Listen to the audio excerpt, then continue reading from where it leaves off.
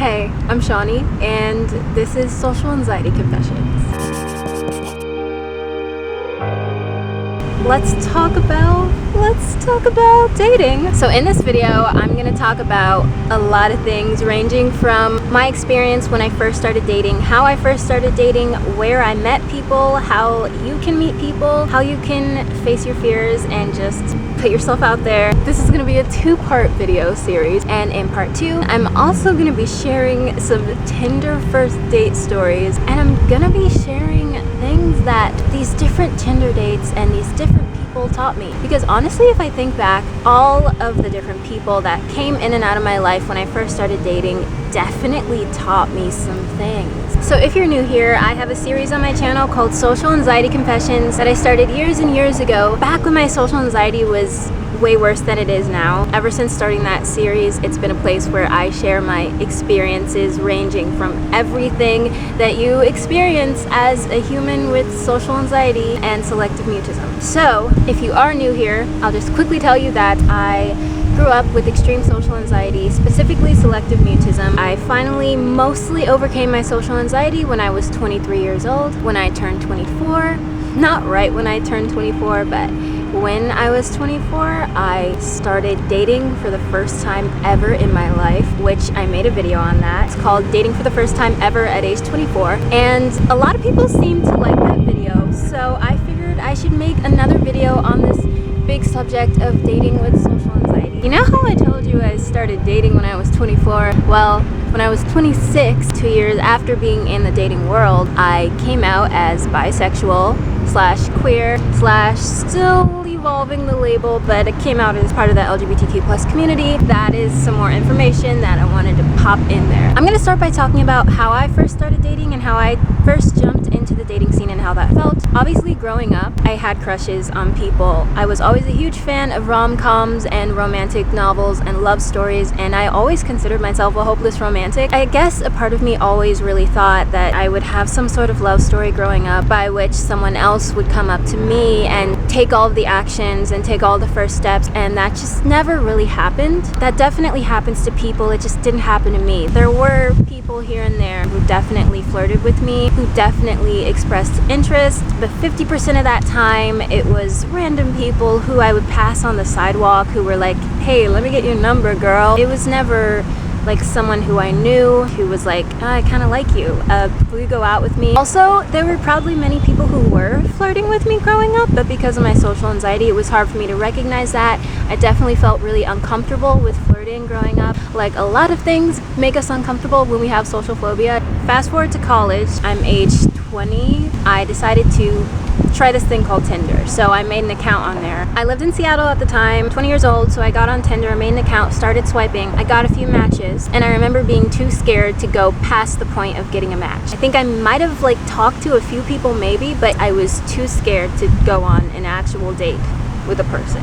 Fast forward a few years, I'm age 24, I'm ready to try dating again. I'm ready to actually try and do it. I don't know, maybe it was like desperation at this point to finally make some sort of romantic connection. Once again, hadn't had anything. I can't remember how old I was when I had my first kiss. That also happened way later. I think I was either 22 or 23. I had a kiss when I was 11 years old, but for some reason I don't really count that. It was one of those kisses with your friends where your friends like, do you want to practice doing this? I consider my first real kiss. It's kind of a funny story about, don't think I'm gonna get into it, but it was like with a stranger that I met on a train at like midnight after leaving a party. So that was that. Really, at 24, when I dived into online dating, I didn't have any experience. So I got on Tinder and OkCupid, made some matches, and this time decided to go on a date. And when I went on my first Tinder date, I'm gonna get into the specific dates and everything in my next video, because I mean, you guys might want to hear some specific Tinder first date stories, right? I guess I'll talk about one of my first Tinder dates right now. It was this guy, so we chatted for a while. I don't know if I could find it, if I still have it. Okay, I don't still have this chat with this specific guy, but when I talk about specific dates and specific guys, not by name, obviously, I will share some Tinder conversations. So we chatted for a while. We were both kind of nerds, so I think we chatted for a long time, and then he finally asked me out. He asked me to go to meet him at like this bakery in downtown LA, and I remember I showed up. I was really nervous my first time, but I just decided I was gonna do it. So it didn't matter how nervous I was. I got ready, I went, I showed up, and I'm gonna get more into that later, like the showing up part and the fear part. I showed up and I'm waiting for this guy, right? And I'm waiting and I'm waiting and I'm waiting, and more time is passing and he's not showing up. And I think I probably waited for like 45 minutes or something like that. And I texted him a few times, like, I'm here, and he never showed up. And so then a few hours later or something like that, I get a message from him saying that he overslept or something. So one of my first Tinder dates, if not my first, I think that was my first, I got stood up. But then he said he overslept and he seemed really sorry. So I gave him another chance, and I guess he really did oversleep. It was like in the middle of the day though, which is, so it's kind of weird, but whatever. So for our actual date that he showed up for, we decided to do a movie. I have since decided that movies are a terrible first date idea, because why would you want your first date with someone that you've never met in real life even, to be the two of you sitting in a theater not talking at all? I agreed to do it back then. I think I even like knew when he was asking that. I was like, that's a terrible idea, but I like agreed to it. So we met like in front of the movie like a few minutes before it was supposed to start. We were about to go get the tickets, and I remember he didn't offer to pay for mine or anything like that, and I remember that kind of like turning me off a little bit. So I paid for my own ticket on this first date that he asked me out to. And like while we were there getting the tickets, getting the snacks, there wasn't that much conversation. Like it felt kind of hard to talk to him. Like, you know those people where it's really easy to talk to them? It wasn't that. It was like one of those times where the conversation, it didn't feel like pulling teeth, but it wasn't super easy. So we went into the movie theater having not really talked that much at all since meeting up, and then the movie started and we didn't talk at all really throughout the whole movie. Like I think I tried to say something to him about one of the trailers to just like have a little bit of a connection, but he wasn't really trying to talk throughout the movie. I know you're not supposed to talk through movies anyway. Yeah, it just felt awkward because I'm sitting next to this stranger watching this movie. Afterwards, we went to a mall because it was a mall right across the street. This was not the best idea filming out here because the sun is blazing on my face and it's actually really hot, and I don't want to move locations in the middle of this video, but I just want to let you guys know it is very hot right now. Back to the story. I don't know, we walked around, we got some pretzels. It just wasn't a strong connection, and talking to him didn't feel easy. This is my first official date ever, I think, if I'm remembering right. It just felt awkward, and it wasn't a great match. And I knew before the date ended that I didn't want to see him again, and I was kind of hoping the date was going to end, and he was trying to make it go on. Let's talk about my tips and advice for you if you want to start dating but you're scared or you have social anxiety, and then I'll talk a little bit about like where you can meet people. So I was scared to go on this first date, but the thing I did was I showed up. And the number one piece of advice that I have for you, if you want to start dating, you want to start putting yourself out there, you want to meet people but you're scared, my number one piece of advice for you is to show up. Show up. What that means is, say you get asked out, say you have this opportunity to go on this date and you're scared to say yes. First of all, say yes, unless there's something you really don't like about the person asking you out. We'll get to the asking out later, but unless there's something you really don't like about them, say yes. Even if there's something you don't like about them, you might find that when you like actually are on a date with this person, if you met them online or something, you might find that you were wrong. Like you do like them, you do have this connection. So say yes to the date if you get asked out. I don't care how scared you are, I don't care. Say yes. Set up the date, set up the time, day of the date or evening of the date. You will feel freaking terrified, and I do mean scared out of your mind. Like it will probably feel like the scariest thing you've ever done, and honestly maybe it is. Like it literally feels so terrifying to be getting ready to go on a date with someone, period. Like it's one of the scariest things we do as humans, specifically as humans with social anxiety. Maybe it's not as scary for like the normal folks. We're normal, that's not what I mean, but like maybe it's not scary for people who don't struggle with social anxiety, but for people with social anxiety, that night, like that hours before the date when you're getting ready, scariest time ever. So when you're in that period where you're getting ready for the date, maybe you're getting dressed, maybe you're doing your makeup, whether you're a guy or a girl, whatever, like you're getting ready, you're gonna get the urge to chicken out and to back out of it. You're gonna get the urge to cancel on this person, and you cannot do that. Listen to me, look me in the eyes. First step is to say yes to the date. Second step is to not chicken out, okay? I want you guys to follow my advice because I want you guys to be happy, and I want you guys to start dating, and I want you guys to jump in. Okay, first step is say yes. Second step is don't cancel on them, don't chicken out. No matter how bad you want to, you have to ignore that feeling. You cannot let yourself chicken out of the date. So, you've gotten ready, it's time for the date. Maybe they're picking you up, maybe you're showing up. Most likely, if you've met this person online, you're gonna show up somewhere. So you're showing up for the date, and guess what? Guess what? The hardest part is over if you have social anxiety. That's the hardest part. The hardest part is showing up. You guys, that is what I learned when I went on this first date. That is what I learned when I put myself out there and started dating. I learned that if you push past the initial fear of saying yes and oh my god, it's this new person, I'm gonna meet them, we're gonna have dinner, we're gonna do whatever, I'm so freaking scared. If you push past that initial fear, and if you push past the feeling of wanting to chicken out and wanting to cancel and wanting to not go because it's easier, if you push past that and you show up, that's the hardest part.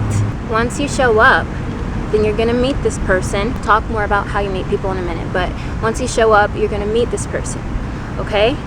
And you're gonna start the date, and you're gonna be in the date, and you're gonna be in the moment. You feel pretty present when you're on a date because it's like this person that you're focusing on, and you're thinking about all these things, and maybe you're feeling a little bit self-conscious and nervous, and you're like just thinking about everything that's happening. So you will be extremely present.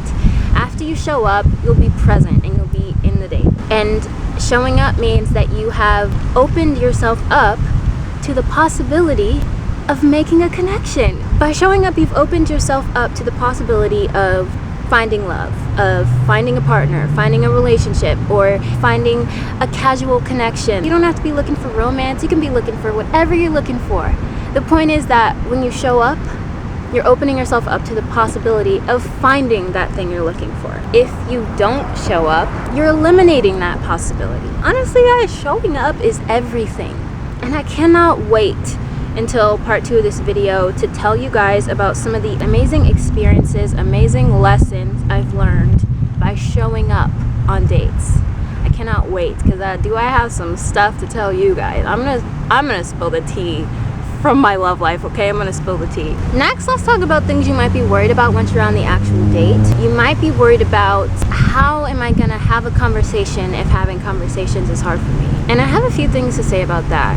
One, I wanna say, I don't know if all of you guys really need to worry about that, because a lot of times what happens is, unless you have a really debilitating social anxiety where it's just really hard for you to, if maybe you're still working through like learning to have small talk with people, learning to ask people questions, because I know when my social anxiety, when it was more extreme, it was hard for me to even ask questions to people in social situations. So if you're there, then you know this might be a lot harder for you.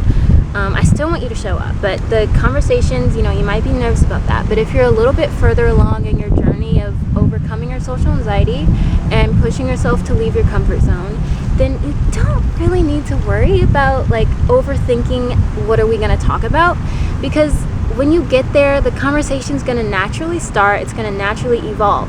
A lot of times when you first show up to the date, it's a lot of small talk stuff like, how are you? How was your day? And you're like learning about them. So you're going to ask like, so what do you like to do for fun? Or what are your favorite movies? Where are you from? You're going to ask those small talk questions. But then a lot of times what happens is those questions, those small talk questions will lead to those longer conversations where you're not just asking questions. It's more of like a conversation and a back and forth, and you're actually having fun talking and getting to know this person. A lot of times that's what happens. I'm gonna talk more later in the next video about when that doesn't happen. But most of the time, you can at least have a fun conversation with this person. If you're nervous about the talking part, come up with a few questions that you're gonna talk to them about. Maybe it's a common interest that you've discussed that you already know. Like, you can have that in your head. You can have it in the notes on your phone, a few questions, so that your mind isn't blanking and that you feel better and more relaxed. Let's talk about how to meet people. So there's in real life meeting people, and then there's online dating. I have a little bit of experience with both, but I mainly have experience with online dating. When I first started dating, I was on Tinder and I was on OkCupid. Not a huge fan of OkCupid in general, but that's how I met people. With OkCupid, you make a profile and then it tries to really match you with people that it thinks you're gonna get along with and that you have a lot in common with when it comes to everything. If you like the same fandoms, if you like the same movies, to like if you want the same type of relationships, if you have the same political preferences. OkCupid is really great at really asking you a lot of details about what you're looking for and what you like and who you are. Tinder is, you just see like 5 pictures of someone and then you see whatever they choose to write, which is usually really short on Tinder. Like, you don't have as much information about who they are and even what they're looking for really unless they tell you. I actually prefer Tinder. Tinder is not just a hookup app. That seems to be a misconception. So you can meet people online, make a profile, get more comfortable with swiping through people. I know it sounds shallow to say swiping, but that's the world we live in right now. Can you guys see that? It says scam. Do you know how many scam calls I've been getting? Literally, I don't know what that's about. Sorry, that was so random. Swiping is okay, especially with COVID, which is a whole nother thing I'm not gonna get into. But especially right now, people are meeting each other online. Another way to meet people is real life. There are your kind of typical things like bars. I may have just forgotten, but I don't think I've really met people at bars. For me, I've met people at meetups and events. A great way to even make friends too is finding those meetup groups online. In Los Angeles, before COVID, in Los Angeles, I used to always look up free events or meetup groups. Like, there was this one where it was just a game night where you can come and make friends by playing games together. I never ended up going to that, but it always sounded really cool. And then I would always go to comedy shows. Another type of meetup I recently started, like more recently, once again pre-COVID, not right now, I haven't. So last year or early this year, last year, I started going to more queer-centric events where I knew it was just for queer people looking to meet other queer people for whatever reason, like even like mainly just to make friends with other queer people. So I went to a few events specific to that and I met some people that way. But overall, like anything, guys, like anything else we do as people with social anxiety and just like as people in general, the more you do it, the more comfortable with it you're gonna get. And that applies to dating. The more I dated, the more I put myself out there, the more I showed up, the more people I met, the more comfortable I got with the whole process of dating. Does it still scare me? Yes. A few weeks ago, I went on a first date and it had been a really long time because of the lockdown. I guess talking about dating now is kind of controversial, but I don't think it is, as long as I'm not going to tell you what to do. But for me, you know, I'm being safe. I've gotten tested for COVID a few times now. Just, it's what you feel comfortable with right now. I'm not telling you what to do, but I want to tell you guys, I did go on a first date a few weeks ago, and I got really scared. Really scared. I wanted to chicken out. I didn't want to show up. I didn't want to say yes, you know, when this person asked me out. But I said yes. And, you know, while I was getting ready for the date, doing my makeup, my outfit, I had so many nerves in my stomach. I felt so terrified. But I ignored it and I showed up anyway. And I'm so glad I did, guys. I'm so glad I did. And a lot of times you guys will be really glad you did too, if you do this. And I know you can. I say this a lot, but if I can do it, you can do it, okay? If my terrified little butt can do this stuff, you can do it too. There are other benefits to showing up for a date besides opening yourself up to the possibilities of meeting someone. You grow as a person. You're leaving your comfort zone, which I talked about this in many past social anxiety videos. Whenever you leave your comfort zone, Your comfort zone gets bigger. You're challenging your social anxiety. You're getting closer to overcoming your social anxiety every time you do something that scares you. Every time you push yourself to do something that you don't want to do because you're scared, you are getting closer to overcoming your social anxiety. It's a really cute dog just came over. So we've reached the end of this video. I really hope you guys liked this and took something away from it. I'm excited for you guys to jump into the dating world. Let's chat in the comments. Check out my series Social Anxiety Confessions on my channel. I'm gonna go get out of the hot sun, but don't forget to subscribe and stay tuned because remember, I'm bringing part 2 very soon. If you enjoyed this video, go ahead and give it a thumbs up. I'll see you again very soon. Bye.